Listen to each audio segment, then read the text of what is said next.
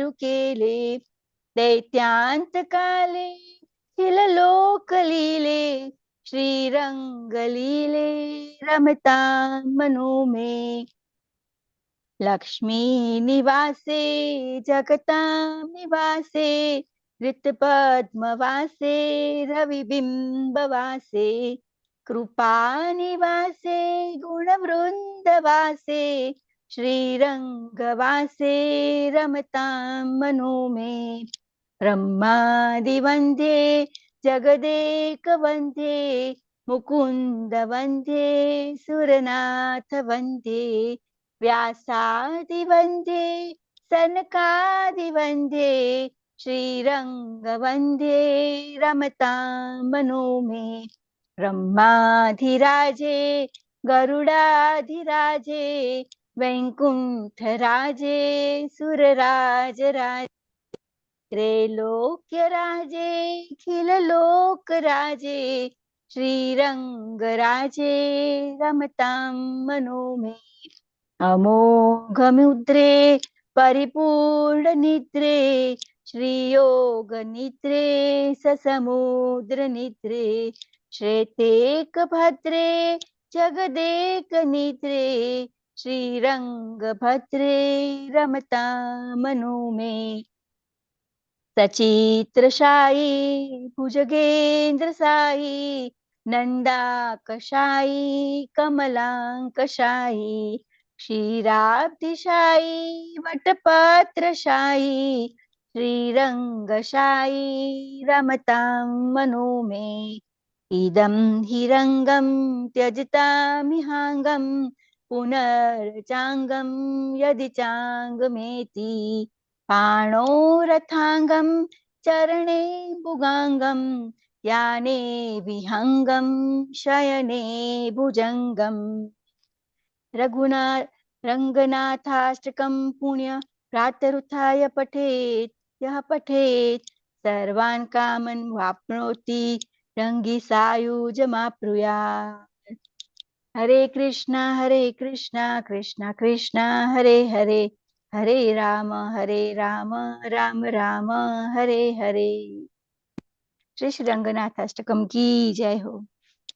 Translation: My mind delights in the divine form of Sri Ranganath, that form resting on the Adishesh, absorbed in bliss Ananta Rupe, and immersed in his own self, Nija Bodha Rupe, that form embodying the essence of Brahman, Brahma Sarvupe, and the essence of all the Shrutis, Veda, Shruti Murti Rupe, that form cool like the moon, Shashanka Rupe, and having exquisite beauty, beauty, Ramaniya Rupe, my mind delights in the divine form of Sri Ranganath.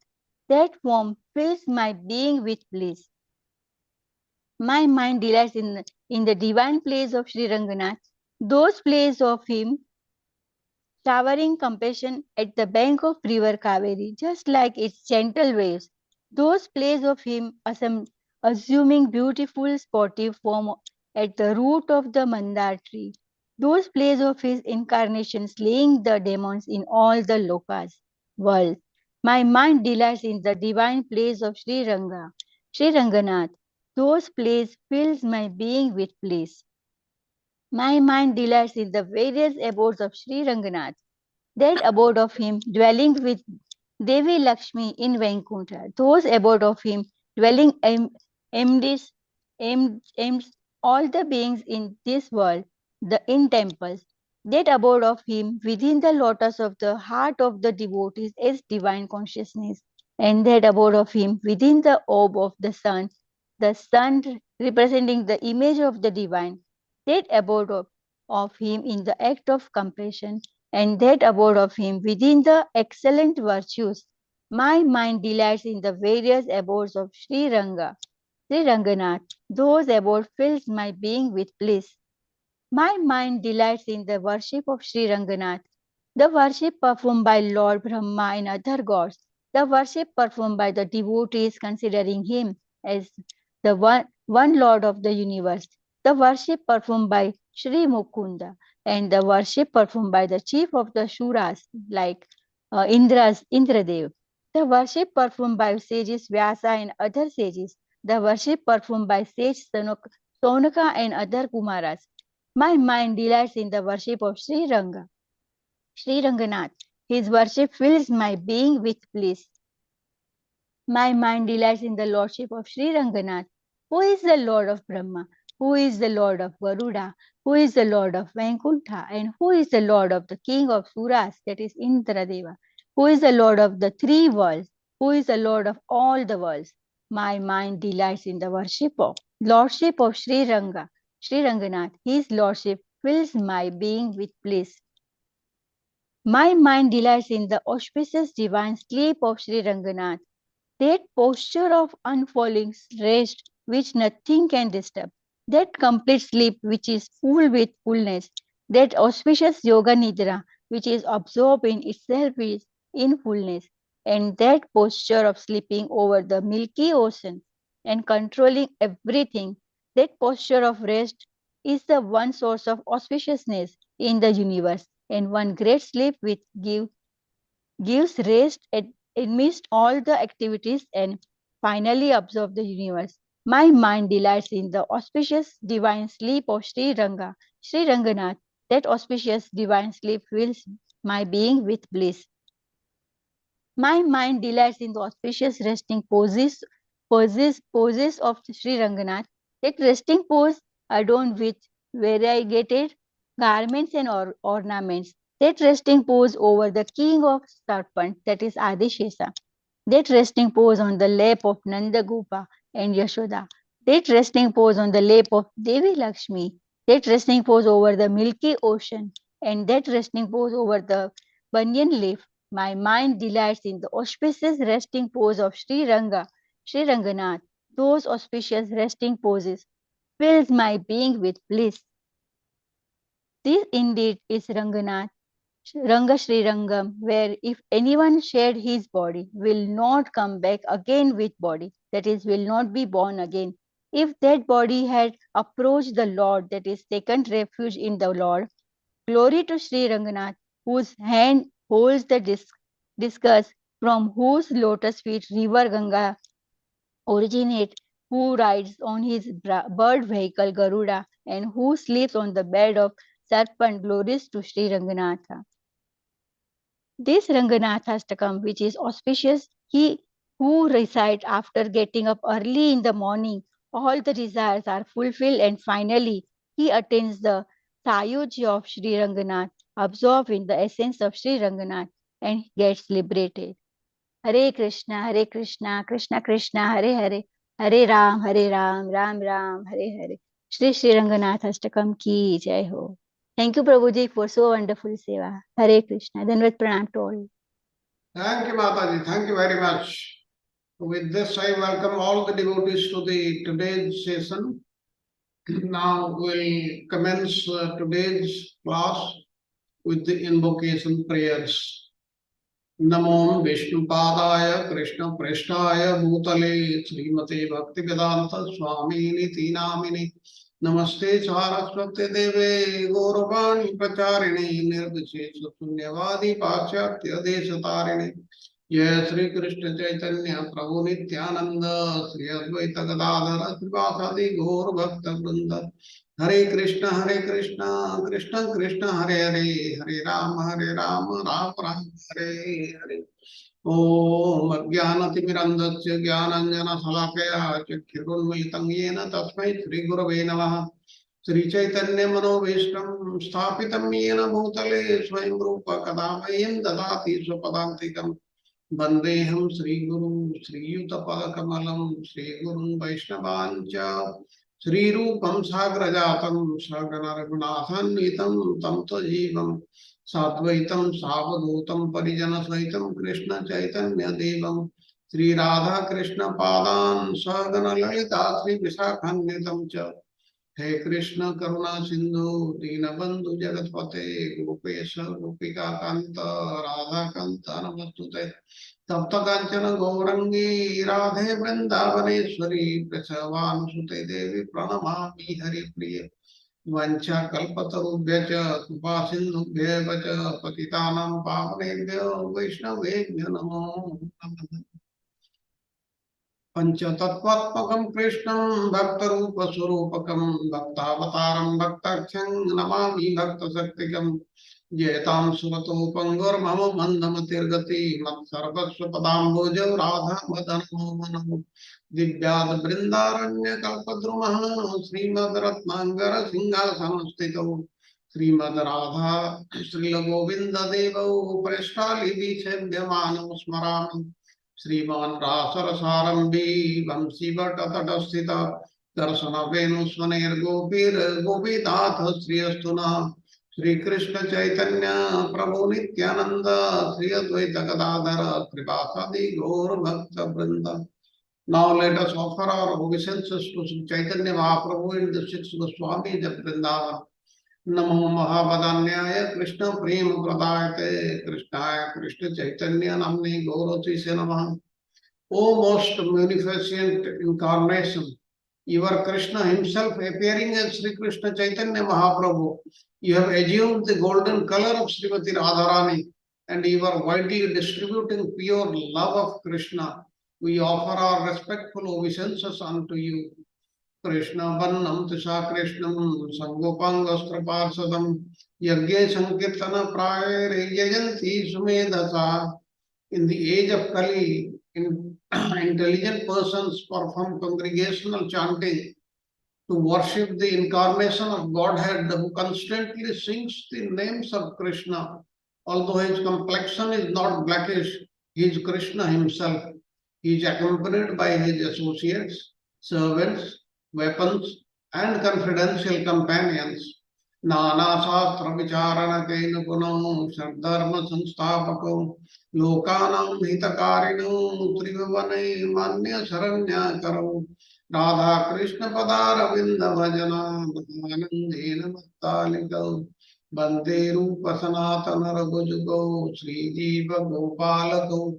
I offer my respectful obeisances unto the six Goswamis of Vrindavan, namely Sri Rupa Goswami, Sri Sanatana Goswami, Sri Raghunath Bhatta Goswami, Sri Raghunath Das Goswami, Sri Jiva Goswami, and Sri Gopal Bhatta Goswami, who are very expert in scrutinizingly studying all the revealed scriptures with the aim of establishing eternal religious principles for the benefit of all human beings. Thus, they are honored all over the three worlds and they are worth taking shelter of because they are absorbed in the mood of the gopis and are engaged in the transcendental loving service of the divine couple Sri Radha and Krishna. ओम नमो भगवते वासुदेवाय नमो भगवते वासुदेवाय नमो भगवते वासुदेवाय नारायणं नमस्कृत्य नरं चैव नरोत्तमं देवीं सरस्वतीं व्यासं ततो जयमुदीरये. नष्टप्रायेषु अभद्रेषु नित्यं भागवत सेवया भगवती उत्तम श्लोके भक्तिर्भवती नैष्टिकी. हरे कृष्ण कृष्ण कृष्ण हरे हरे हरे राम राम राम हरे हरे. हरे कृष्ण कृष्ण कृष्ण हरे हरे हरे राम राम राम हरे हरे. हरे Krishna Krishna Krishna Hare Hare Hare Ram Ram Ram Hare Hare. I welcome all the devotees once again to today's session. We start the 10th canto of Srimad Bhagavatam. Last time we had introduction to Srimad Bhagavatam and also to 10th canto. Now in this, first we'll see the summary of first chapter, what is generally described in the first chapter. Then the connection with the last chapter, that is with chapter canto 9. And the canto 9, 24th chapter, the last two verses, how they are connecting the 9th canto with the 10th canto. That we'll see. Then various aspects of the first two verses of this first canto, first chapter, we see. In that we'll see how many lines in the verse and what it means for the acharyas, then why Chandravamsa has been mentioned before Suryavansa, and how the Yadus can be described as Dharmasilasya. All these things and many more we'll see from the commentary of the Acharyas. But before we start with the text, that is 1 and 2, let us hear about the gist or the summary or the synopsis of chapter 1 of 10th canto. Now, as you know, the this chapter, that is the first chapter of Srimad Bhagavatam 10th canto, describes how Kamsa, he was frightened by hearing an omen about his being killed by the eighth son of Devaki, and he killed all the sons of Devaki one after the other. Now, when Sukadeva Goswami finished describing the dynasty of Yadu, as well as the dynasties of the moon god and the sun god, Maharaj Parikshit requested him to describe about Lord Krishna, who appeared with Baladeva in the Yadu dynasty, and how Krishna performed his activities in this material world when he was here. And Krishna, as we know, is transcendental, and therefore the king said that to understand his activities in the occupation of liberated persons, that is the process. And hearing of Krishna Lila is the boat by which we can achieve our ultimate goal of life. And except for an animal killer or one who follows a policy of suicide, every intelligent person must strive to understand Krishna and his activities. Krishna was the only worshipable deity of the Pandavas. When Maharaj Parikshit was in the womb of his mother, Uttara, Krishna saved him from the attack of Brahmastra. And now Maharaj Parikshit asked Sukadeva Goswami how his lordship Baladeva, the son of Rohini, could have appeared in the womb of Devaki. And why did Krishna transfer himself from Mathura to Vrindavan? King Parikshit asked, and how did he live there with his family members? Also, he asked, what did Krishna do in Mathura and Vrindavan? And why did he kill his maternal uncle Kamsa? And for how many years uh, he stayed in Mathura and Mathura and Dwarka? And Maharaj Parikshit asked Sukadeva Goswami all these questions. He also requested Sukadeva Goswami to describe other activities of Krishna about which he could not inquire. Then when Sukadeva Goswami began to speak about Krishna, Krishna consciousness, Maharaj Parikshit forgot the fatigue brought by his fasting. Enthusiastic, he was very much enthusiastic to describe about Krishna. And Sukadeva Goswami said that like the waters of the Ganges, descriptions of the activities of Lord Krishna can purify the entire universe. The speaker, the inquirer, and the audience all become purified. Now, once when the entire world was overburdened by increasing the military power of the demoniac kings, Mother Earth assumed the shape of a cow and approached Lord Brahma for relief. And sympathetic to Mother Earth's lamentation, Brahma, accompanied by Lord Shiva and other demigods, took the cow-shaped Mother Earth to the shore of the Milk Ocean, where he offered prayers to please Lord Vishnu, who lay there on an island of in transcendental ecstasy. And Brahma thereafter understood the advice of Mahavishnu, who informed that he would appear on the surface of the earth to mitigate the problems in the material world. and he would appear in the family of the Yadus and do his task. And by the will of Lord Krishna, Anantadeva would appear first as Balrama, and Krishna's potency Yogamaya would also appear. And Brahma informed Mother Earth about all this, and then he returned to his abode. Now, what happened on the other side? After marrying Devaki, Vasudeva was returning home with her on a chariot driven by Kamsa, her brother, when an ominous voice addressed Kamsa, warning him that Devaki's eighth son would kill him. Now, upon hearing this omen, Kamsa was immediately ready to kill Devaki. But Vasudeva diplomatically began to instruct him. And Vasudeva stressed that it would not be good for Kamsa to kill his younger sister, especially at the time of her marriage. Anyone who possesses a material body must die. That's why Vasudeva he advised him like this. Everybody living entity Every living entity lives in a body for some time, then transmigrates to another body. But one is unfortunately misled into accepting the body as the soul. And if a person under this mistaken conception wants to kill another body, he is condemned as hellish. This is what the teaching of what Vasudeva told Kamsa. Because Kamsa was not satisfied by Vasudeva's instruction, Vasudeva devised a plan.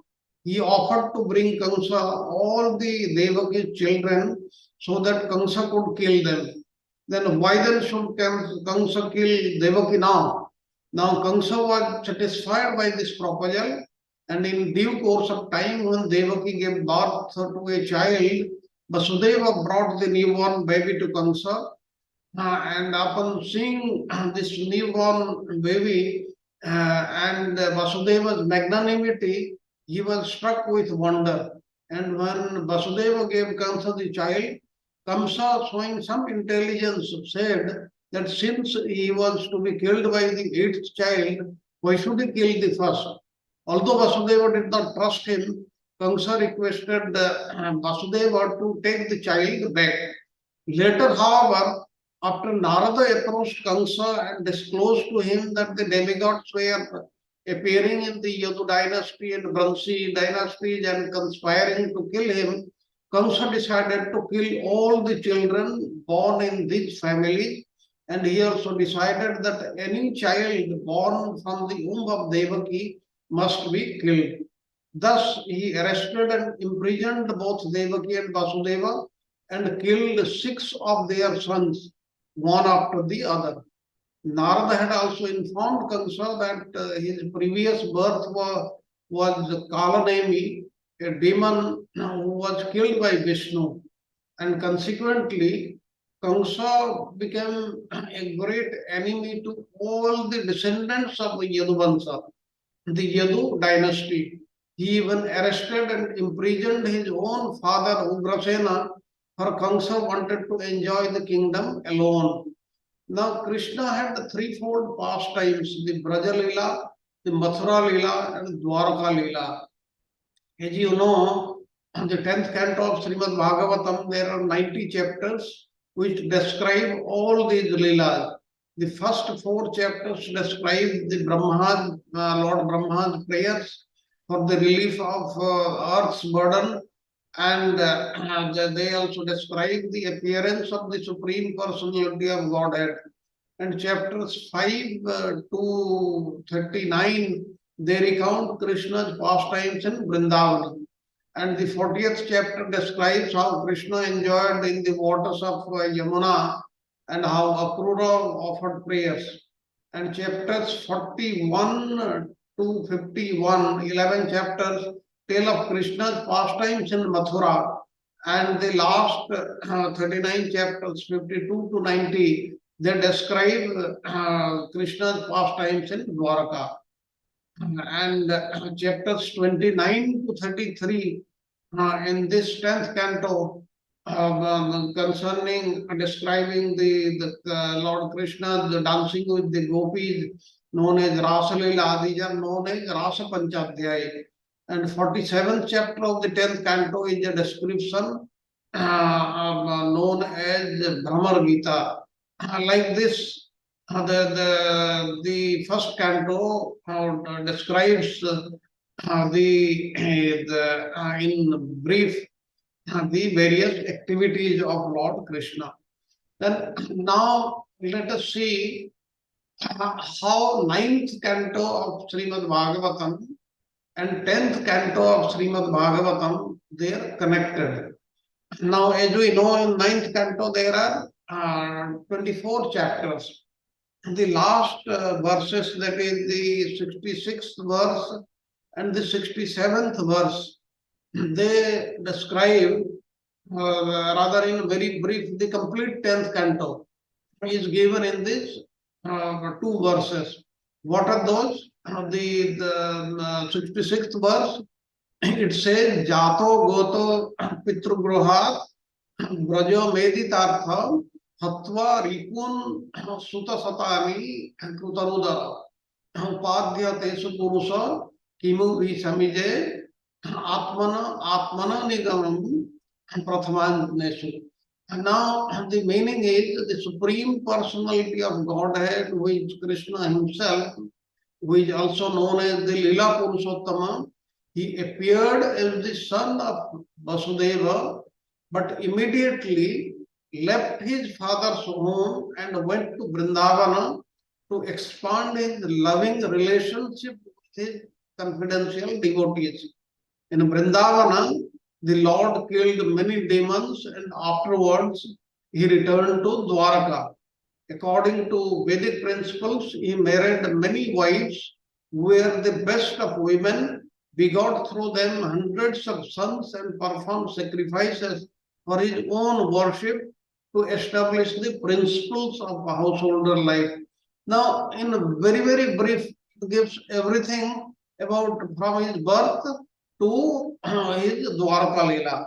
And in the next verse, that is 67th verse, what he is saying, Puthibhyang Sabai Guru Bharang Kyapayan Karunamantaha Samutha Kalina Yuddhi Upacheva Drushva Vivuda Vijaya Jaya Buddhi Gose Prayodhavaya Param Samagat Samagat Sodhamam.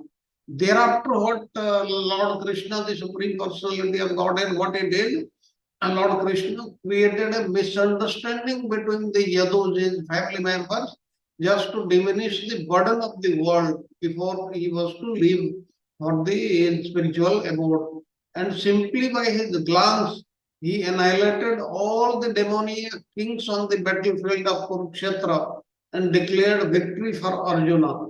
Finally, he instructed Uddhava about transcendental life and devotion and then returned to his abode in his original form.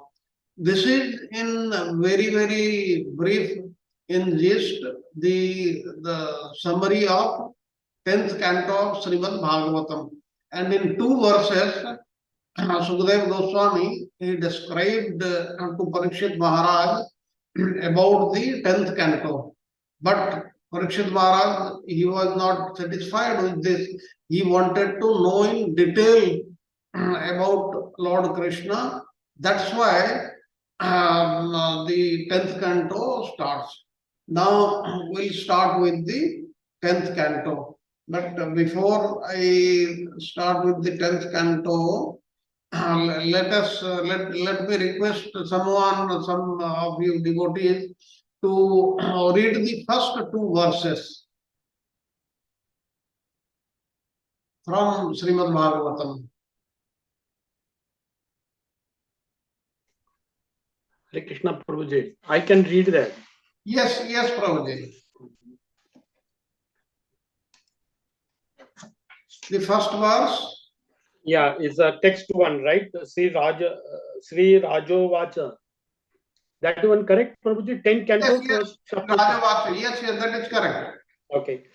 कथितो वंश विस्तारो भवता सोम सूर्यो राज्ञं चोभ वंशानां चरितं परमाद् भूतम्. What and read the translation. Yeah. So King Parikshit said, "My dear Lord, you have elaborately described my dynasty of both the moon god and the sun god with the exalted and wonderful character of their kings." And who will read the second verse? Prabhuji, may I? Yes, Go ahead. yes, Go Mataji. ahead. Hare Krishna, Hare Krishna. Shloka 2. यदोश्च धर्मशीलस्य नितरां मुनिसत्तमं तन्त्रासेनावतीर्णस्य विष्णो वीर्याणि संसनः. Translation. O best of Munis, you have also described the descendant of Yadu, who were very pious and strictly adherent to religious principles.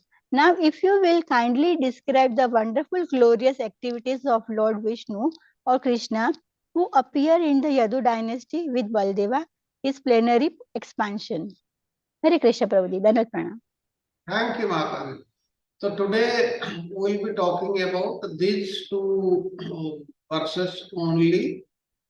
Now, these two verses in the commentary, what is given, what I am following, in that these two verses are combined to give. I'll just read out, combine these two verses. Rajo Vacha, Kathito Vansa Vistaro, Bhavata Soma Suryo, Rajanam Chobhya Vansanam, Charitam Paramadbhutam, Yodasya Dharmasilasya Nitaram Munishattama. Only this given in this verse 1, and in the next verse, the last line of what is given in Srila Prabhupada's book, the second line, that is given. Now, we'll go in very great detail in these verses. Now, Rajo Vacha means the king said. Who is the king? King Parikshit said. And on this word Rajo Vacha, various acharyas, they have explained what it means. So that we'll see. Then Kathita means was described. On Kathita also various acharyas, they have described this. Then Vamsa Vistara. Vamsa Vistara means the elaboration of the dynasties of these. Bhavata means by you. Soma Suraya. Soma Suraya means of the moon god and the sun god. Now you see moon god comes first and sun god comes later. Why this is so, we'll see. What the acharyas they describe about that. Then Rajana means of the kings. Ubhaya Banthana means who were the descendants of both the moon god and the sun god respective dynasties. Charita means the various activities, the deeds. Then Paramadbhutam means most wonderful. Yado means Yaduj. And Dharmasilasya, who was religious by nature. Yadu was religious by nature. Nitaram means continuously, and Munishattama means best of the devotees among the sages. Now, this is what is the verse we heard, and the meaning also we have seen by reading from Srila Prabhupada's translation of Srimad Bhagavatam. Here, many points they come. We'll see one by one. Now you will ask why it is given in 3 lines. Actually, 3 lines means actually the 6 lines as per the system which is followed in the Srimad Bhagavatam. Now, but Srila Prabhupada has given the 2 verses in these two verses, then you would ask what is correct. Why Srila Prabhupada has given here and what the others are saying. Now, as per this, Sridhar Goswami, he says this verse in 4 lines. But Jiva Goswami, in his commentary, he says that 6 lines are there. And next one line is in the next verse. And therefore, we have seen that this, what I have read earlier, Rajo Vacha, Kathito Vansa Vistaro Bhavata Soma Suryayo, Rajanam Chodhya Vamsanam, Charitam Padam Paramadhutam, Yodasya Dharmasilasya Nitaram Munishattama. This is what is the verse as per Jiva Goswami. Now, for our better understanding, Srila Prabhupada has made it into 2 verses. Now, there are various explanations of this verse, considering each and every word of it and various aspects that we'll see in great detail. Now, what Parikshit Maharaj is saying here, he is saying, "O best of devotee amongst the sages, you broadly described the dynasty of the moon god and the sun god and their wonderful achievements of various kings who were their descendants. You also completely elaborated upon the lineage of Yadu, that is the Yadu dynasty, who were very pious by nature and the greatly amazing deeds of his progeny. And now, this is what is the comment of Baladev Vidyabhusana, Vishwanath Chakravarti Thakur and Jiva Goswami. And now we'll see what are the points in this and how they have to be resolved. Now, Sridhar Swami says that in the first chapter of the 10th canto, it is described that Kamsa, who was afraid upon hearing about his upcoming death, he killed Devaki's 6 babies. And in the first chapter of the 10th canto, the discourses of the 6 sons who died because of concern on account of the demigod's voice in the sky, all these things are described. Now, let us go on to these verses. Now, regarding Kathita and so on, Parikshit Maharaj praises the speakers, that is Sukadev Goswami's discourse, to increase his enthusiasm for narrating the various topics about Lord Krishna. Now, in the word Soma Suraya, Kathito Vansha Vistara Bhavata Soma Suraya. Now, you may ask why Soma, the Chandravansha, comes first before Surya Vansha. Now, Soma comes first because the moon god is more important than the sun god. And moon god happens to be Brahma's grandson. How? Atri had 3 sons, Soma, Dattatreya, and Durvasa. And that is the first reason why he is important. Then the second point is he is Brahma's grandson. And the third is he is an Amsa Brahma, that is Soma. And he is the presiding deity of the mind. The moon is the presiding deity of the mind. And most importantly, the Lord in person, that is Lord Krishna, became a descendant in his dynasty, that is the Soma dynasty or the Chandravansha. That's why Chandravansha is so very important. That's why in this verse, Soma Suraya, it is given Soma Suraya, and not the Surya Soma like that.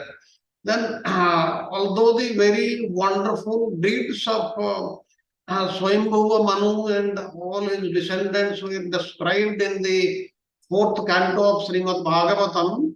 His dynasty does not culminate in sweetness.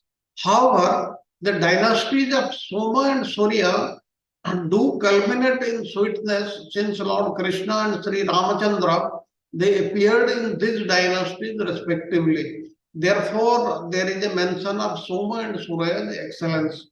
As you know, one may ask why we are talking only of the Soma Vansha and the Surya Vansha. It is for this reason.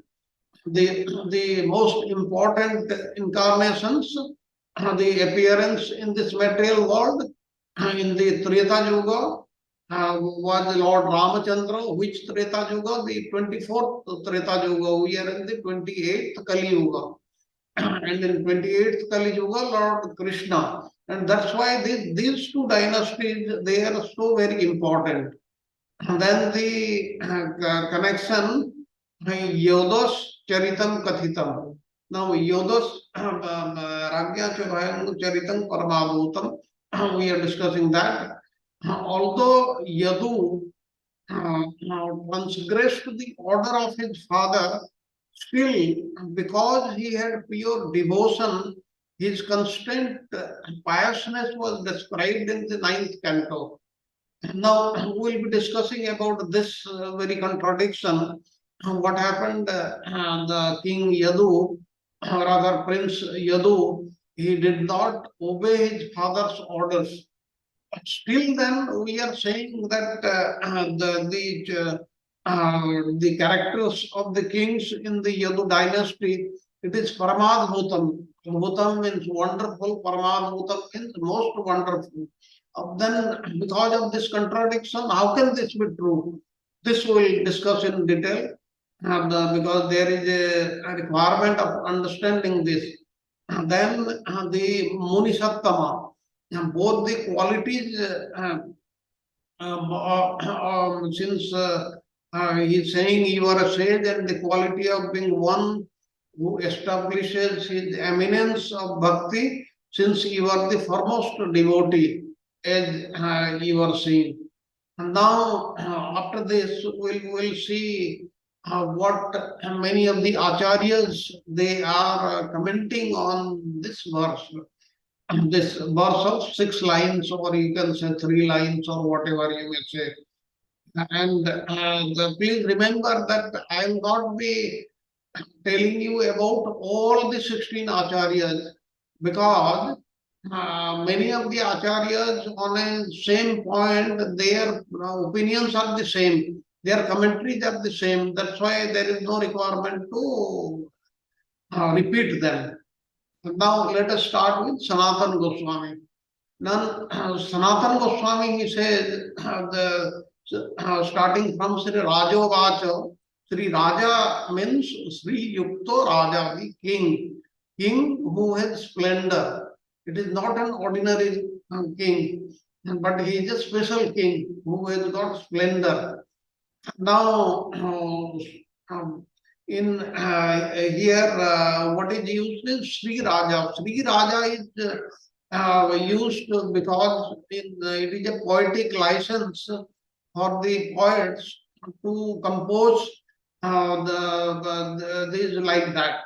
And there is also another explanation. What was the king like? He was resplendence in person.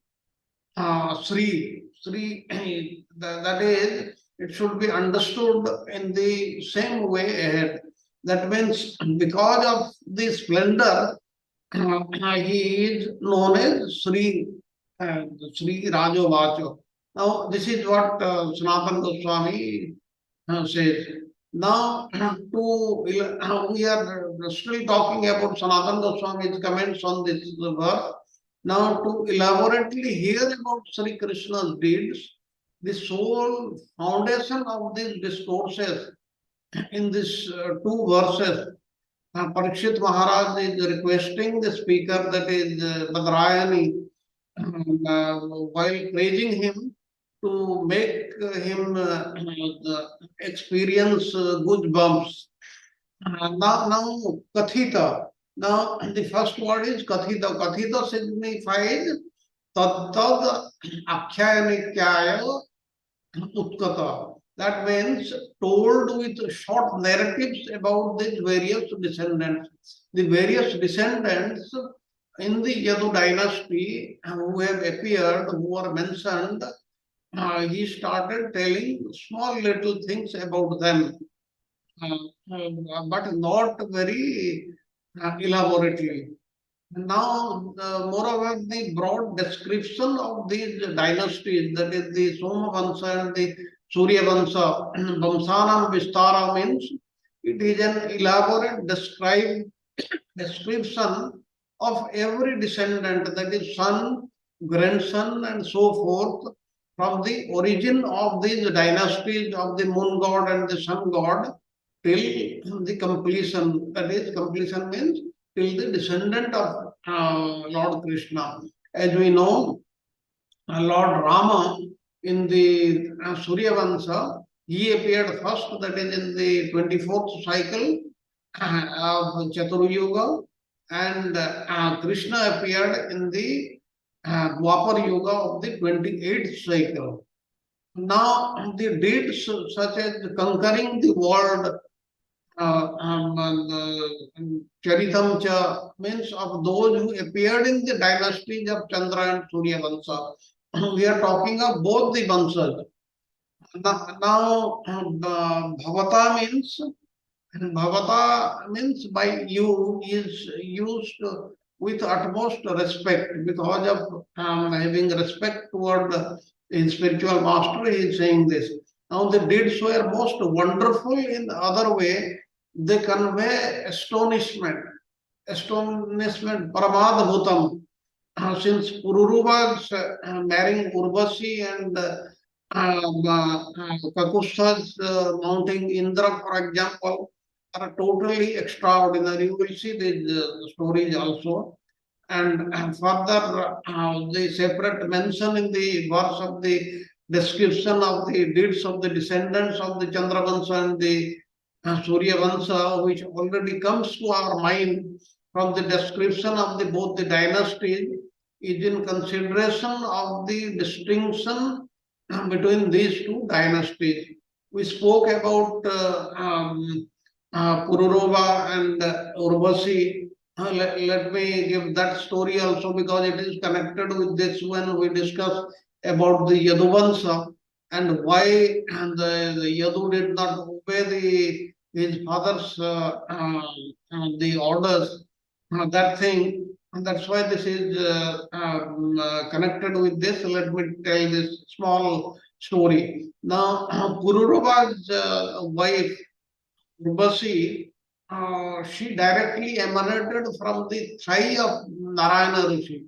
It is given in the Srimad Bhagavatam, 11th canto, 4th chapter. Now, the story of regarding Kapustha is like this. In the devastating war between the demigods and the demons, the demigods, they asked Puranjaya to assist him. He agreed on the condition that Indra become his carrier. Now, on Vishnu's order, Indra accepted the proposal and became a bull to serve as carrier of Puranjaya. Puranjaya became, he is also known as Kakustha, means he who stays on the hump of a bull. Now, in this way, the gods were able to defeat the demons, the asuras. This is also given in the Srimad Bhagavatam, 9th canto. Now, Puranjaya was the grandson of Ikwaku. This is given in Srimad Bhagavatam, 9th canto, 6th chapter. And Ikwaku was the son of Vaivatsava Manu. Who is the son of Vivaswan. Vaivatsava Manu was the son of Vivaswan, the sun god. Nonetheless, Soma's dynasty is mixed with Surya's dynasty in the second generation after Soma. That is, Pururuva's mother was Sudumnya, and Sudumnya was originally Vaivatsava Manu's daughter Ila, who became a man immediately after her birth. by the desire of Manu and through the power of Vasishtha. However, Sudumnya, he was transformed into a woman when he entered the pastime forest of Lord Shiva. This is given in also the 9th canto, 1st chapter of Srimad Bhagavatam. And later, Sudumnya accepted Buddha, Soma's only son, as her husband and begot Pururuba. And by the will of Lord Shiva, Sudumna received the benediction of living 1 month as a woman and 1 month as a man. These are all the stories given in Srimad Bhagavatam. That's why now you would realize why Srila Prabhupada says that you should go through Srimad Bhagavatam sequentially from canto 1 to the 10th canto. But since we have already described Srimad Bhagavatam in very great detail from canto 1 to canto 12, that's why now we are going into little more detail about the 10th canto, which contains about the various activities of Lord Krishna. Now, then we speak about Vamsa Vistara. Vamsa Vistara means a broad description of the Yadu dynasty was narrated and about their deeds, their descendants, and they were totally amazing. Now, when dharma is what comes here, dharma silasya.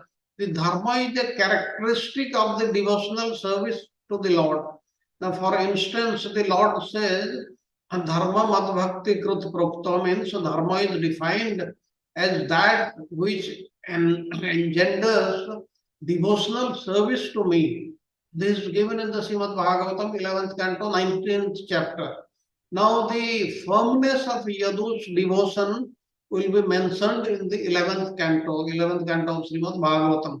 Yadu is mentioned separately because he is better than anyone owing to the descent of Sri Yadudeva in his dynasty, that is Lord Krishna in his dynasty. That's why Yaduvansa is so famous and we are talking about that. And thus narration of these ones with the details are there implied. And Munisattama means amongst the sages he is the topmost. Now this much about the commentary of Sanatana Goswami. Now let us go on to Jiva Goswami's comments on this. Now Jiva Goswami, after the first paragraph, he adds to Brihad Vaishnava Tosani. Brihad Vaishnava Tosani is actually written by Sanatana Goswami and it was revised by Jiva Goswami, which is known as Laghu Vaishnava Tosani. Now there he describes, he comments on this verse. Now he also describes about Sri Raja. Sri Raja means Sri Yukta Raja means the king who is splendor. Here at the outset of the description about Sri Krishna's pastimes, the word Sri is used because he is resplendent with prema, with love. And thereafter, elaborately he describes Krishna's deeds, which is the sole foundation of these courses. And as I told you earlier, his commentary, he says that this verse contains 6 lines. And therefore, Parikshit Maharaj requests the speaker, that is Badrayani, while praising him, making his experience the transcendental vibrations in him. Moreover, the broad description of the various dynasties, Vamsa Vistara, means it is an elaborate description of every son, grandson, and so forth. And the region I have already given you, the Soma Suraya, what Jiva Goswami he says means the moon god is more important since Sri Krishna, the Lord, he appeared in that dynasty. And although the deeds of the descendants in dynasties such as Swayambhuva Manu are described in the third canto, still Soma Suraya and Ubhaya Bansanam are said on the account of the connection of three Yadunath, that is Lord Krishna, and Raghunath, that is Lord Rama, who are the best among all the avatars in the dynasties respectively. And the the various regions I have given you. Then in Kramasandharva, Jiva Goswami says that the 10th topic was described in the 9th canto by means of the Manvantara avatars in accordance with the 10 topics of Mahapurana connected in the second canto, Bhagavatam 2.7. Although a narrative of the deeds of various dynasties, also in accordance with the 10 topics that we have already described during the introduction. Now, what Baladev Vidyabhushan speaks about this verse, he says in the beginning of the 10th canto, the words of the speaker and the hearer for one another, they are very, very sweet. And Vasudeva's 6 sons were killed by Kamsa on account of demigod's voice. That's what he said. Then commentary of Srinath Pandita, during the instruction I gave you who is Srinath Pandita, he says that what Sri Krishna intended to accomplish by making his descent is expounded in Srimad Bhagavatam. The seeds of the narration began with the conversation between Suta Goswami and Sonak Rishi. And it sprouted in Kunti's prayers also like this. And he said that some say you appeared on the earth to perform activities that should be heard and remembered by all the people in this world who were afflicted by material activities. And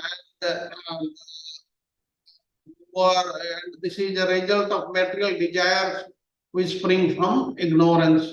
This is what he says. Then in Brihat Kramasandarbha, the commentary what is given is Parikshit Maharaj is requesting him in order to understand to the extent of the flowers and the fruits, the expansion of the seeds for the purpose of Lord Krishna's descent. This conversation between Sonaka Rishi and Suta Goswami is given in Srimad Bhagavatam in the first canto. And Soma Surya placing Surya, the Soma Vansa before Surya Vansa, the region is given the same thing as given by Jiva Goswami.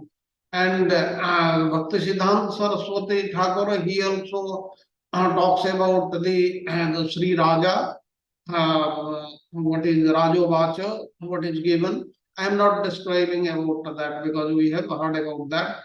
Then Balvacharya also described, he also comments on this verse. He said that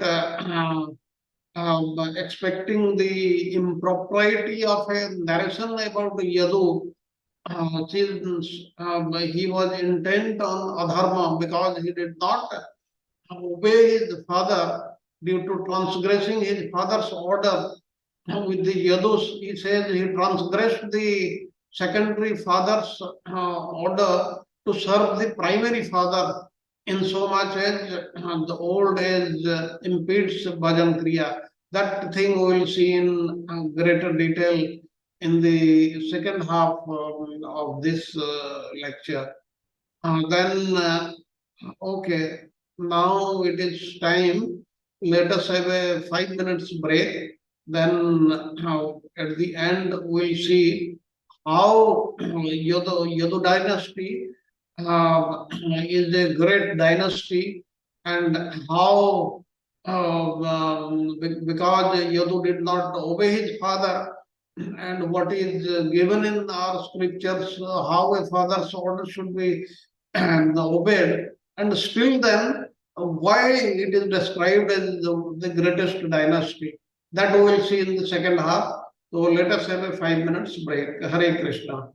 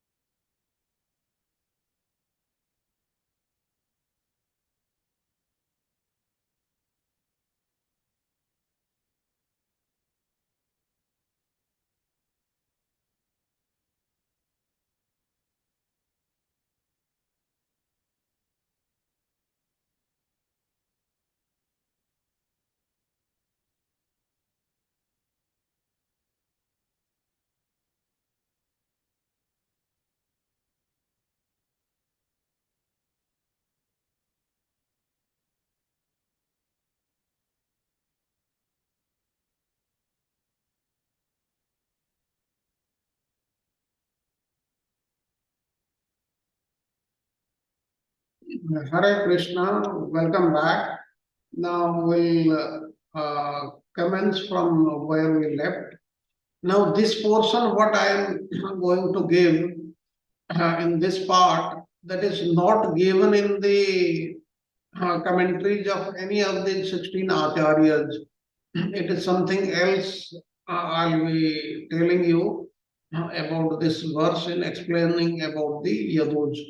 Now, before I go further, let me tell about this Yaduj, why we want to discuss about this. Now, what happened? King Yajati, as you know, he was the son of King Nahusa. And amongst Yajati's 5 sons, the youngest son, Puru, he accepted Yajati's invalidity. Now, the story is like this. Nahusa, he had 6 sons, but he was cursed by the rishis to become a python. Now his eldest son Yati took sannyasa. Therefore, his next son Yajati, he was enthroned as the king. And by providence, Yajati married the daughter of Sukracharya. Now, Sukracharya was a Brahmana, Yajati was a Kshatriya, but Yajati married her nonetheless. Now, Sukracharya's daughter named Devayani had a girlfriend named Sarmishta, who was the daughter of Vrisaparva, the priest. Now, King Yajati married Sarmishta also. Now, the history of the marriage is like this. Once Sarmishta was sporting in the water with thousands of her girlfriends, and Devayani was also there. Now, when the young girls saw Lord Shiva seated on his bull carrier with goddess Uma, they immediately dressed themselves. But Sarmishta mistakenly put on Devayani's clothes.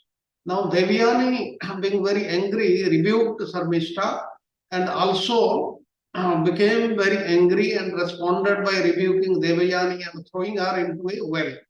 Now, by chance, King Yajati came to that well to drink water and he found Devayani and rescued her.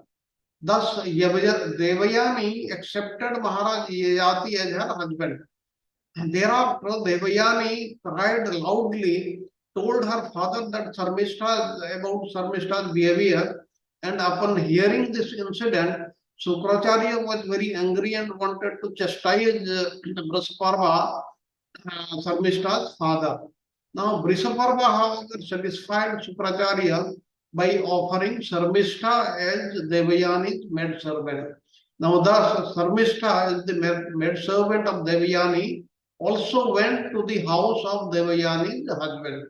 Now, when Sarmishta found her friend Devayani with a son, she also desired to have a son. Therefore, at the proper time of conception, she also requested the Maharaj Yajati to have union. Now, when Sarmishta became pregnant, Devayani was very envious. In great anger, she immediately left for her father's house and told her father Sukracharya about everything. Now Sukracharya again became very angry and cursed Maharaj Yajati to become old. But when the Yajati begged Sukracharya to be merciful to him, Sukracharya gave him the benediction that he could transfer his old age and invalidity to some young person if he wants. Now Yajati exchanged his old age for the youth of his younger son Guru. Thus he was able to enjoy with his wife. Now let us see then what happened in this transaction. What happened? The other sons of Yajati, they refused to obey his father. Now here we will be studying what the Shastra says about this and how they were right so that they can be described as Dharmasilasya. They were following the correct religion. This we will examine here. Now let us see what the Shastras say. In the 9th canto, 18th chapter, there are two verses, 43 and 44 we will be seeing. Now 43, Pururuva Vacha, Kono Loke Manusyendra Pitaratma Krutapuman Pratikartu Kyamasya Prasadat Bindate Param. Now Puru is saying, O Majesty, who in this world can repay his debt to his father? That means nobody is able to repay his debt toward his father.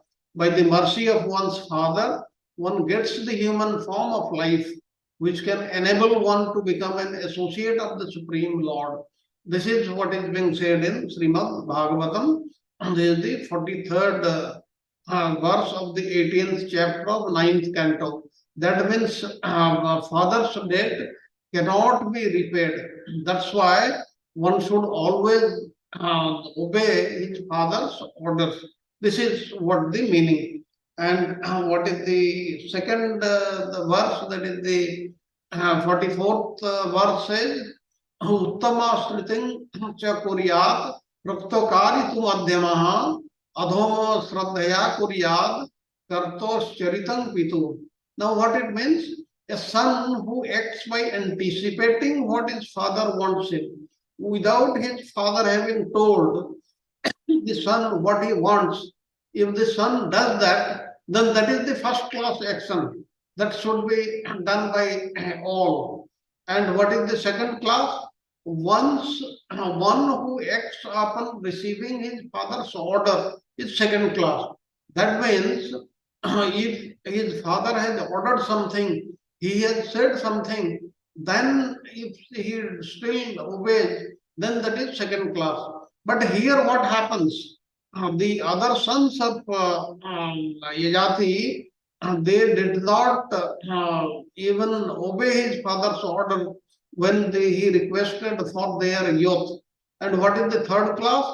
And one who executes his father's order irrelevantly, third class, irrelevantly means he does not use them, he does not obey them. But a son who refuses his father's order is like his father's stool.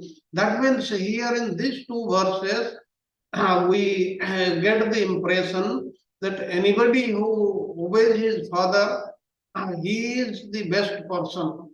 And the one who does not obey his father's order, he is totally worthless. But here what happens? The sons of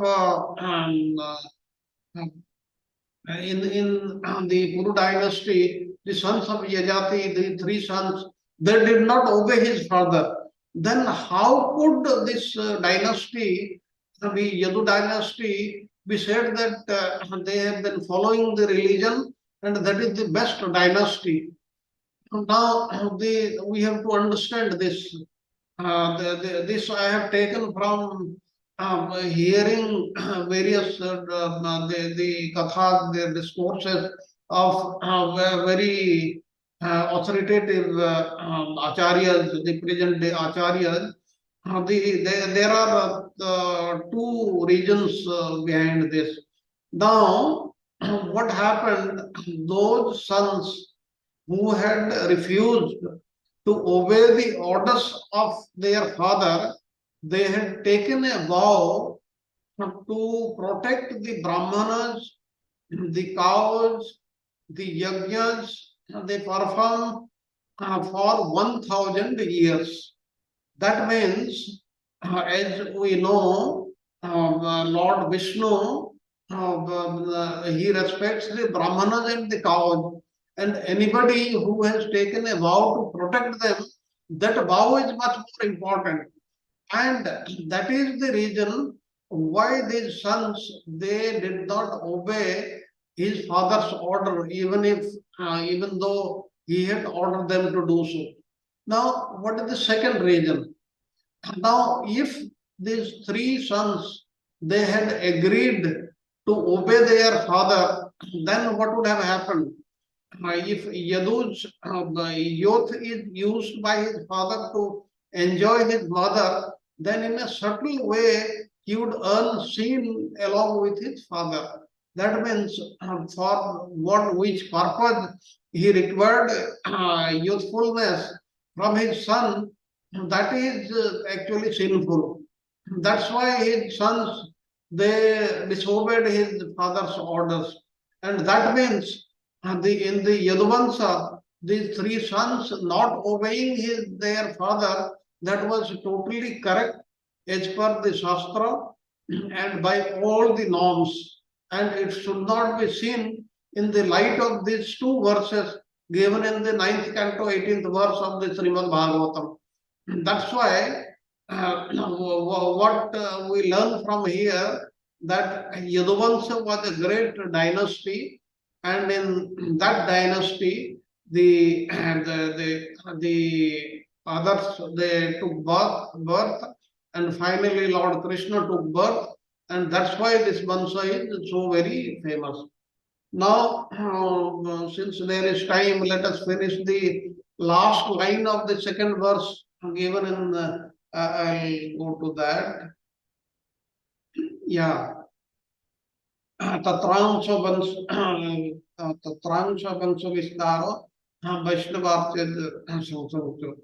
Now this means what is the meaning? This is taken as the second verse, 10.1.2. Now, what is the meaning? Tatra means in that dynasty. In that dynasty means Yadu dynasty. Amsena, Tatramsena, Amsena means a partial manifestation. And Abhatinnasya means who descended. Vishnu means of Vishnu, and Viryani means the various exploits of the deeds, and Samsa means praise. Now, this also gives various meanings. Let us see them. Now, Sridhar Swami says about what is the meaning of Amsa is, said that they intend to promulgate the popular belief. That's why he is using the word Amsena. And Vishwanath Chakravarti Thakur, he is saying Samsa means Kathaya, praise, that is the exploits of he, that is of Krishna who had appeared in that dynasty.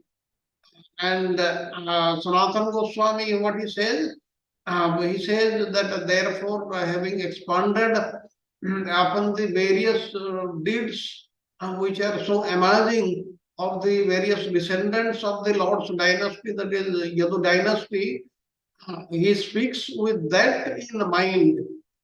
He who descended means of him who came in person. And Sri Vaikuntha means in Yadu's line, in the Yadu's dynasty. Otherwise,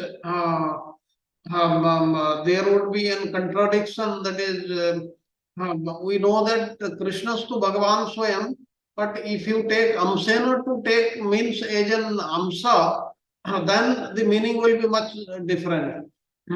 Because we have studied Jiva Goswami Sandarbha, especially Krishna Sandarbha. Krishna Sandarbha is based on only part of one verse, that is 1.3.28, Krishnastu Bhagavan Swayam. Now this is what is the meaning that, and Jiva Goswami said in this verse, Parikshit mentions his inner longing, that is of inner longing means what he wants, what he wants to hear from his spiritual master. Parikshit means he who descended in Yadu's line, Tasmin Yadu Banse. That is only because Yadu was pious by nature. And what is the reason of being pious by nature? That we have already seen. And that's why he is saying, and the word Amsena was as described by Sridhar Swami, that Jiva Goswami is also agreeing. And here another thing is coming. The other meaning is it means Krishna descended as a part of Vishnu. If you take Ansena as part, that is Krishna descended partially. But this should contradict the statement given in Srimad Bhagavatam, because as we know, there are various regions in 10th canto, 28th chapter. Krishna showed his abode to the cowards. That means the abode of Vaikuntha is his. That's why he cannot be the partial expansion of Vishnu. Then the second is given there in that chapter of 10th canto. The cowards, they were totally amazed when they saw Krishna praised by the personified Vedas there. And the last, most potent proof of this is what we learn from Srimad Bhagavatam, Krishnastu Bhagavan Swayam. Now, with these and Baladev Vidyabhusana, he also describes or other comments on various words like Tatra and all that. Srinath Pandita, he also comments on Tatram Sena to denote Tatra and Amsena, and that we have seen in detail, and there is no doubt about it. So, with this, I am coming to an end of today's class, in which we have described the two verses of Srimad Bhagavatam, 1 and 2, and the various seemingly anomalies which could be there, and what is the reasoning that we have seen. I hope I have put forward myself rightly to you and it has been understood. And if there are any comments or questions, so that we will see. But later on also, I'll request, please contact me in my email or in my WhatsApp group or in person to give me a feedback. Do you want to hear these explanations of these verses like this only, or in certain other way, or it is very boring, or it is very heavy, it is not being understood? Please give me a feedback. You can give the feedback in front of everybody also in public, there is no problem. But if you do not want to give a feedback like this, please give me a feedback separately, so that I can plan my future lectures as per that. Hare Krishna.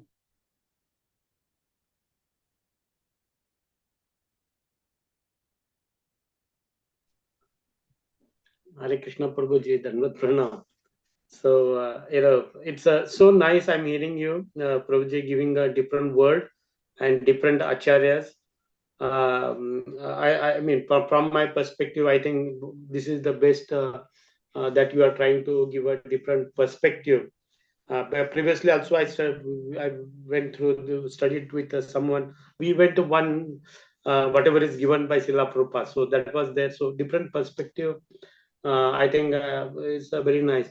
On the Yayati story, Prabhuji, I think there's a very good novel written by Visa Khandekar in Marathi, the Yayati. He took that concept and he wrote that in a Marathi, and he got the best book award also for that.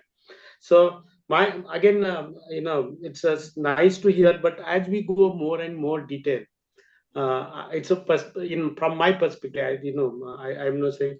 So what happens here? Every word we are trying to look from a different perspective. For example, how the Yadu dynasty is, sacrosanct, so nice, and there's no anomalies, and then you find out, Yayat is, he want to enjoy life, so he asked his son, and one son takes the last one, but the other refuses, and we are finding all the justification. But other way also we see that Krishna doesn't need a dynasty. He can appear from the pillar, and he can appear from the Brahma's nostril and all that. We see that, right? So how you see that? What is the significance then? Dynasty. Krishna is Krishna.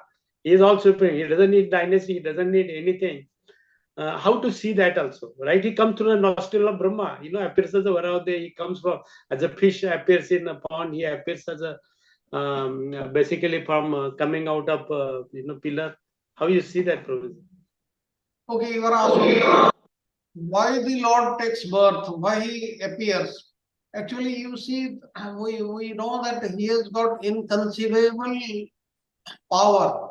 By sitting in his own abode, if he just wishes, then all the demons will get destroyed.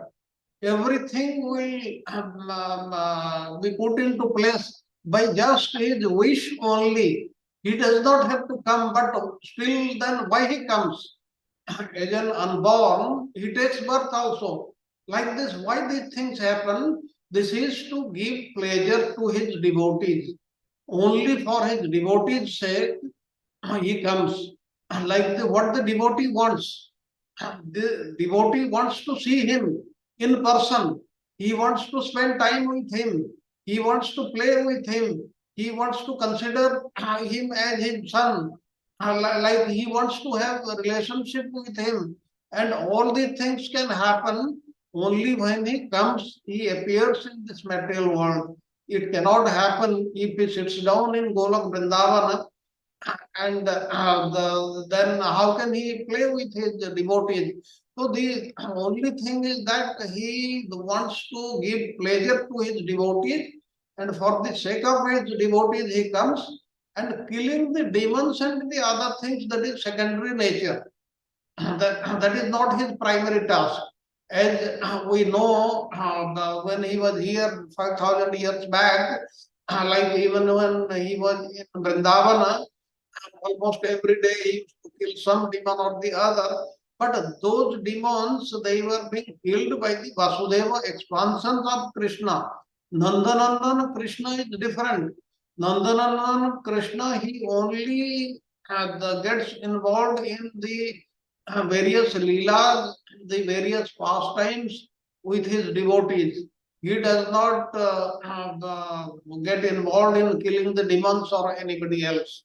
So that is what is the difference. And even though he is unborn, he takes birth here in the material world, or it seems to us as if it is birth, as if he is a normal child, ordinary child, and he comes here for to perform his various leelas. I hope I have answered your question, Prabhuji. No, Prabhuji. So, no, my question was, we are talking about dynasty, Yadu dynasty, right? Yes, So, Krishna doesn't need Krishna can appear anywhere. So, why yes. we have to go in details about this dynasty, finding out one fault in one of the, link in the dynasty? What is the need of that when Krishna can come in from anywhere, right?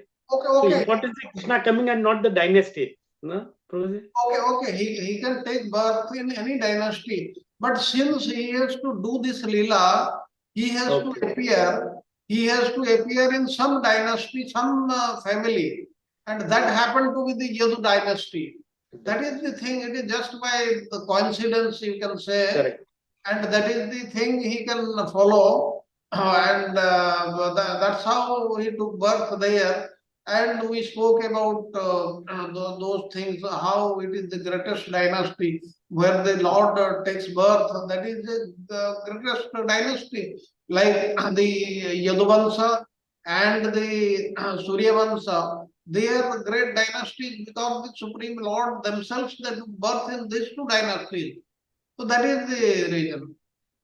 There Okay, is no thank you, other. Prabhuji. Yeah, thank you. Thank you, Prabhuji. Hare Krishna. Any other comment?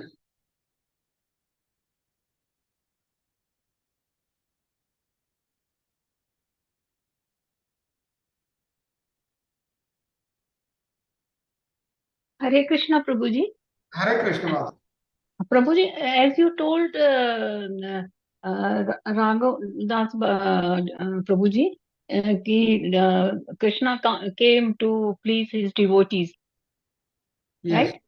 But devotees तो बने कृष्ण के जो devotees हैं, that is after the birth of Krishna, ना? That is after the Birth of Krishna. After coming in existence. okay. So, Okay, but if we see this is for the present time, we are thinking like that. But Krishna existed before also. okay. The devotees are they also existed before also. And how they come actually all those his devotees who were with him in the spiritual world, they also came with him. And he wanted to give pleasure to his devotees. And that can only be given here, in the material world, in this Bharatvarsha only. It Okay. is not that Krishna came just 5,000 years back, he existed earlier also. Now, if you see in this Kali Yuga, we have just spent about 5,000 plus some years, And after some time, what will happen? People will forget about Lord Krishna, people will forget about Lord Ramachandra, and at the end of the present Kali Yuga, nothing will be there. And what will be the state of affairs that is given in the 12th canto of Srimad Bhagavatam that you can read? That means nobody will be remembering Krishna at that time, except maybe a handful. But thereafter, what will happen? From next the creation, that is from next Satya Yuga and all that, then the correct things will start and people will come to know about the Lord, and all the things will start. That means the Lord existed earlier also, he will exist, he exists now also, and he will exist in future. And it is just like a story only, but he has been here. Okay, thank you, Prabhuji. Thank you so much. Hare Krishna, Prabhuji, Dandavat Pranam. Hare Krishna. Prabhuji, one thing is arising my mind, that how Surya Vansha was created later and Chandra Vansha was created earlier.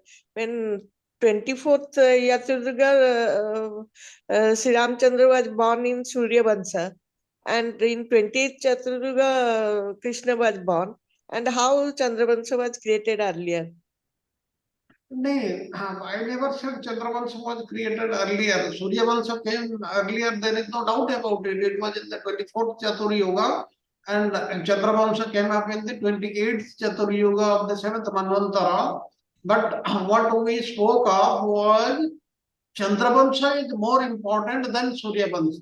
Because Lord Krishna, the Supreme Personality of Godhead, he took birth in this. So that is the basic reason. It Yes, is Prabhuji. actually, if you say in a circle, you won't know which comes first, which comes second. It keeps on revolving. Though in this calculation, Surya Vansha, Lord Ramachandra's Vansha came earlier, there is no doubt about it. Yes, Prabhuji. Thank you, Prabhuji. Thank you. Any other comment? हरे कृष्ण प्रभु जी, दंडवत प्रणाम। प्रभु जी, so wonderful class प्रभु जी। प्रभु जी, जो ययाति जी की story थी, तो उन्होंने 1000 साल तक अपने बेटे से जवानी ली और उन्होंने बुढ़ापा दिया उनको, बेटे को। तो और फिर 1000 साल, मतलब इतना लंबा उन्होंने जवानी में भोग किया। तो फिर सडनली उन्होंने अभी डिसाइड किया कि अभी मैं सब रिनाउंस करूंगा। तो उसका मोटिवेशन कौन होगा प्रभु जी? कि अभी 1000 साल के बाद उन्होंने सोचा कि अभी मुझे सब ये तो अभी रिनाउंस करना चाहिए। तो उनका मोटिवेशन कौन होगा प्रभु जी? Okay. ययाति जी का। Okay, so that is also a very good question. Like, you see, what to talk of 1000 years, we are 50, 60, 70 years old, but we also have realized that the happenings in the material world, they are all temporary. The ultimate the aim of human being should be to take shelter of Lord Krishna, take shelter of the Supreme Personality of Godhead, and be engaged in His service. That we are learning at this age what to talk of 1000 years. And secondly, as you know, everything happens by the will of the God. And that understanding will come to each and everybody. It is just a matter of time only. So that is, therefore, it is not very surprising that he decided to take to the service of the Supreme Personality of Godhead, that is Bhajan Kriya. And he also became successful and went to the Lord's abode. That is also true.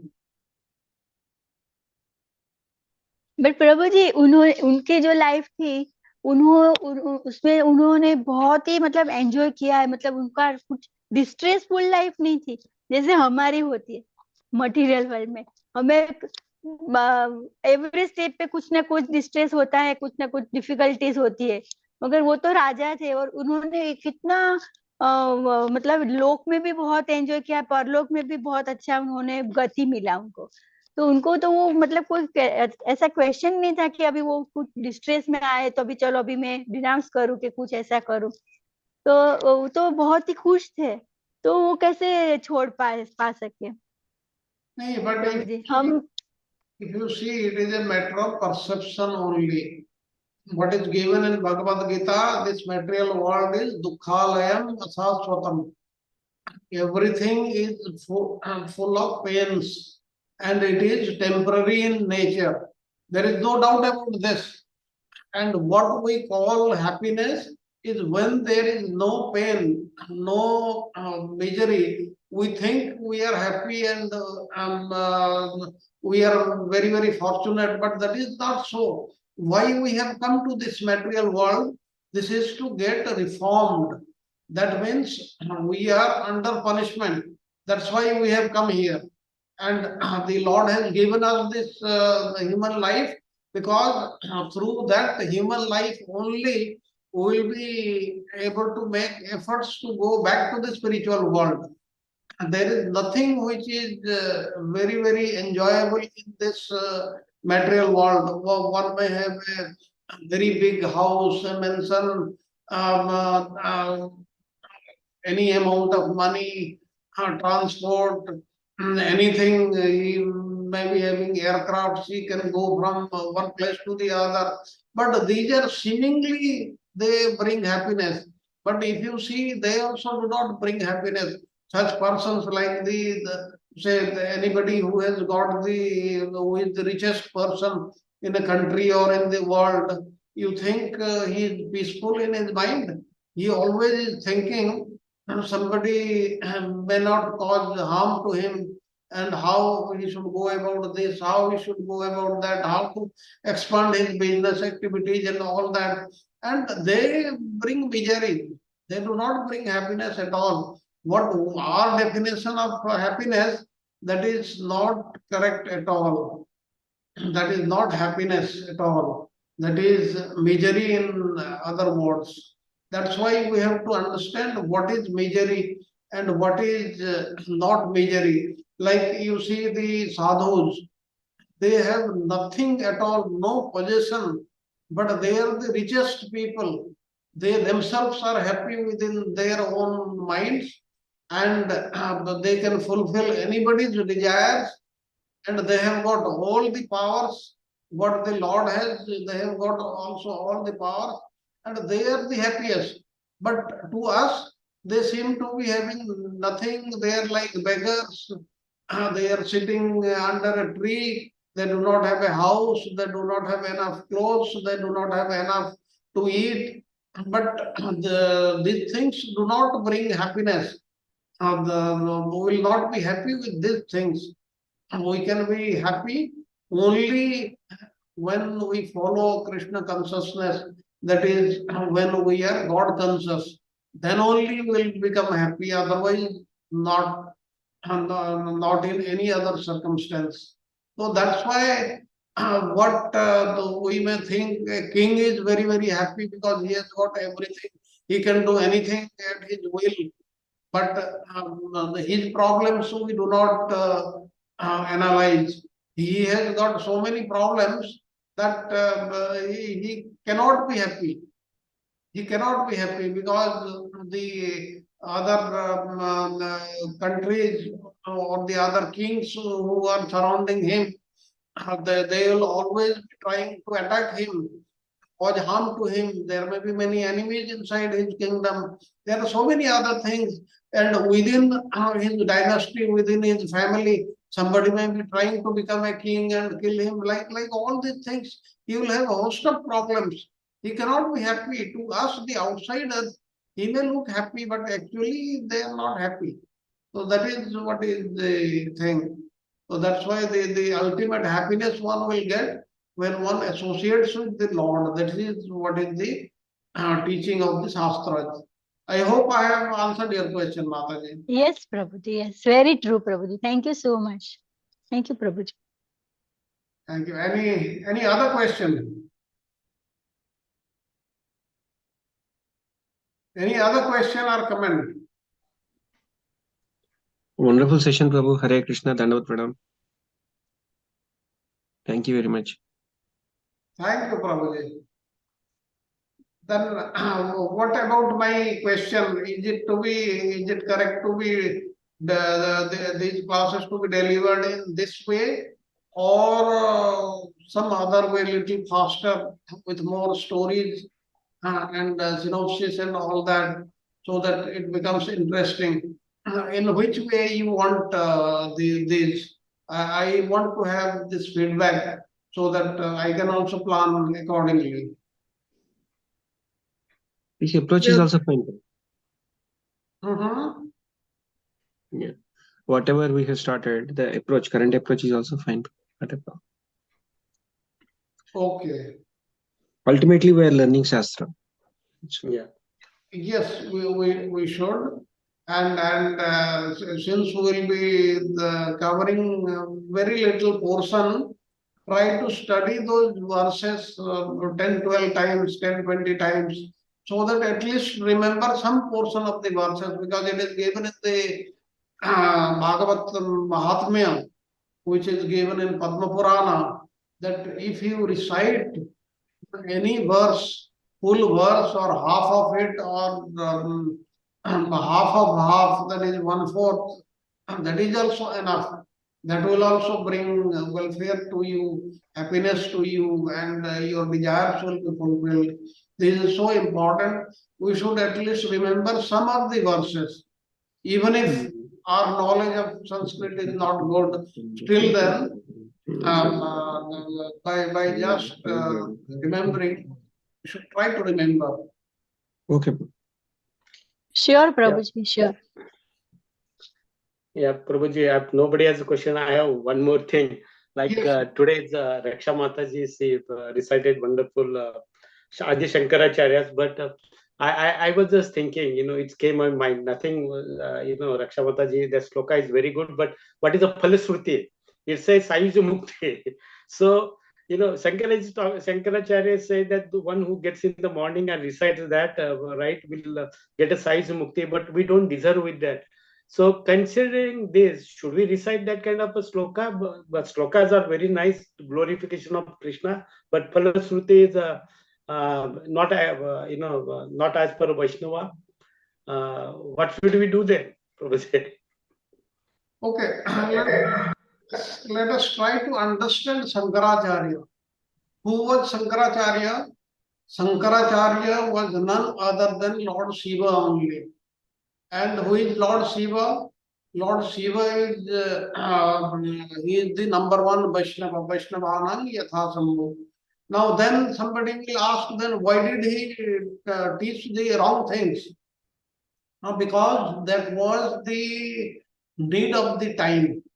Now what actually had happened initially, much before that, during Buddha's time, why Lord Buddha came and why he is not worshipped? Because whatever he taught, he also taught the wrong things. But all these things, they were for a reason.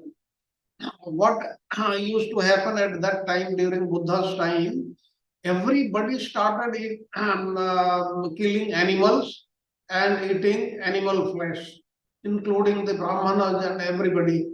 Therefore, to deliver them, Lord Buddha came. Now, how do you do that?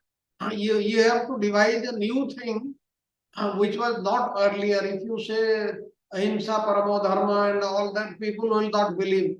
He devised some other thing, and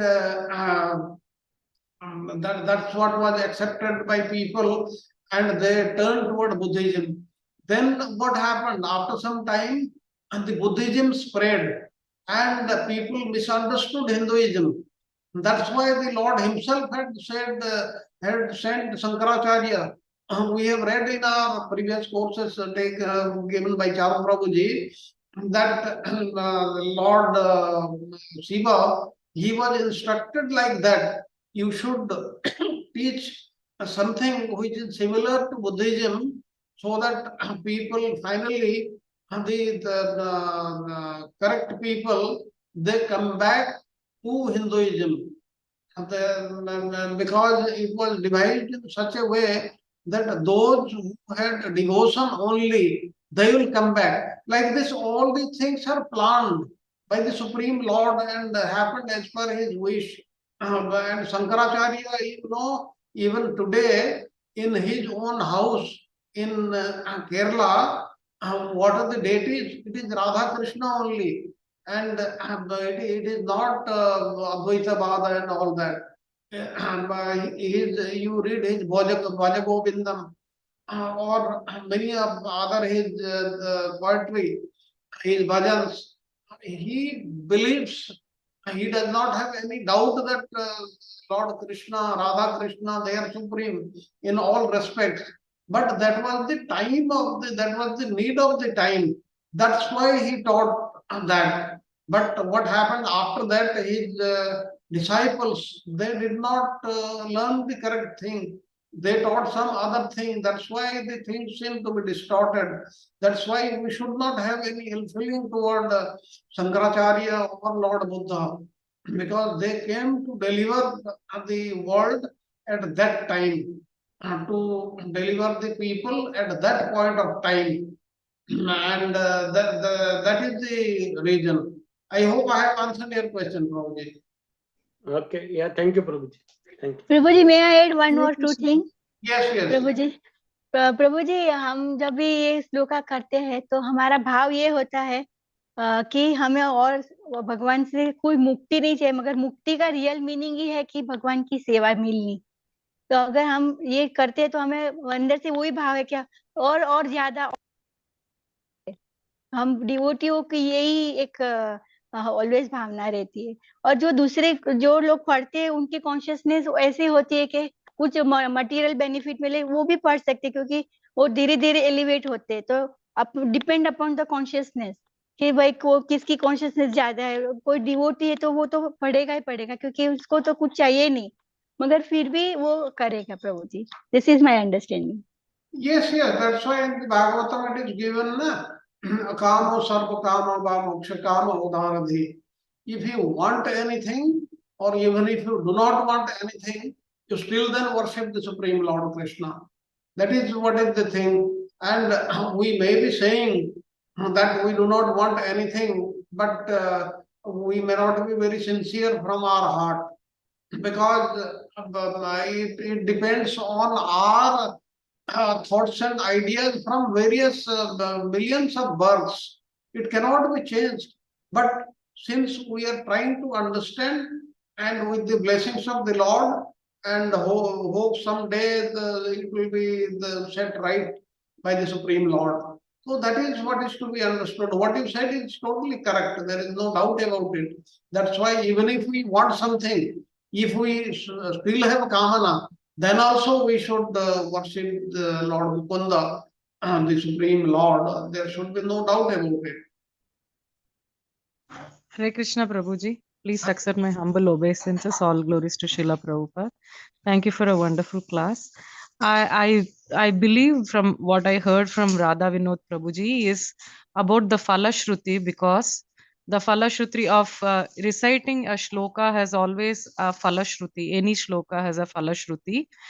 In that Phala Shruti of Ranganatha Ashtaka, because I used to chant this in my childhood days. I remember learned from my mother, like when she was singing. So in this particular shloka of Sri Adi Shankaracharya, it says that Phalashruti is for anybody who desires Sayujya Mukti. That is one becoming one with the Supreme Personality of Godhead. So what I understand from his question is, if the Phalashruti is this, that means one who desires Sayujya Mukti, should we as aspiring devotees, should we aspire for that Sayujya? Should we recite this because the Phalashruti is saying Sayujya Mukti?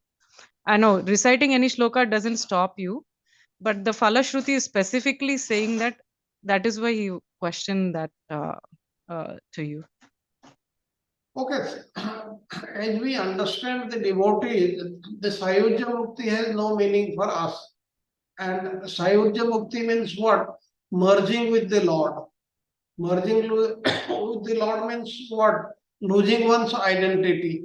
And that is not what is required by the devotee, because the devotee wants to render service to the Lord rather than losing his own identity. And this may be there, but since we are glorifying the Supreme Lord, there is nothing wrong. We should not go strictly about that. So that is what is my understanding. Yes, Prabhuji. Thank you very much. That was the question. Thank you, Prabhuji. Lord Ranganatha is what? He is Lord Krishna only.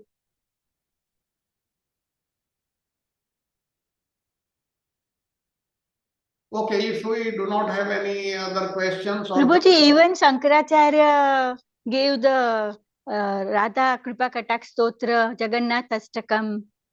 Yes, many Glorifying. stotras. Yes, Prabhuji. And we know that he was the number one devotee, there is no doubt about it. But that was the need of the hour, that time. That's why he taught like that. But he meant something else. So with this, we end today's class. Let us end the class with the Nrsinga prayers. I will request Sagar Prabhuji to do the needful, please.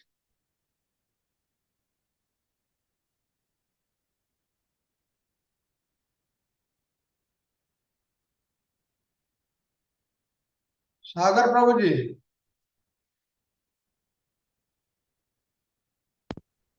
Sorry. Hare Krishna Prabhuji, please accept my humble obsequion. All go to Srila Prabhupada. Namaste Narasimhaye. Namaste Narasimhaye. Praladaladaine. Praladaladaine. Hiranyakasipurvaksahar. Hiranyakasipurvaksahar. Shilatankar Nathale. Shilatankar Nathale. Ito Narsingha, Parato Narsingha. Ito Narsingha, Parato Narsingha.